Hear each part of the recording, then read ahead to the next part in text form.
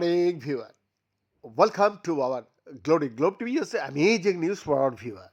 Yeah, from the moment an embryo starts to take shape, two-way communication is critical for making sure tissues and organs develop correctly.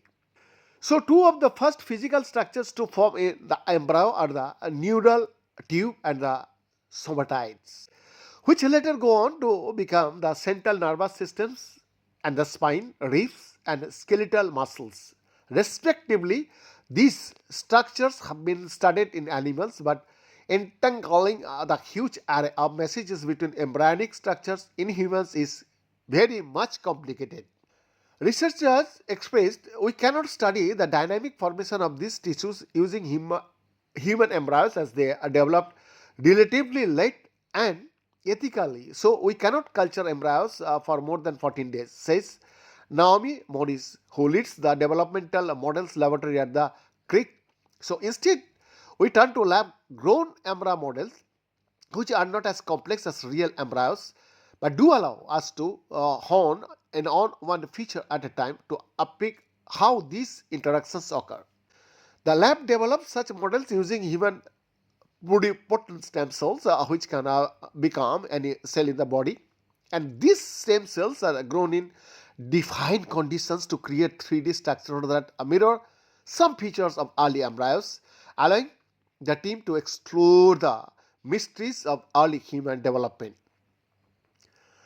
Described in a study published in Nature Cell Biology, Kumal Makwana and Louis Taylor and the team used their knowledge of existing systems and adapted experimental methods to produce a new model that self-organizes around 10 somatids alongside a single neural tube. And these structures mirror aspects of human embryos at 28 to 35 days after fertilization. The somatoid and neural tube develop from certain stem cells at one end of the structures, explains Makwana. If we facilitate the correct conditions, the structures can spontaneously develop the two tissues in an organized manner in time and space. Amazing, sir.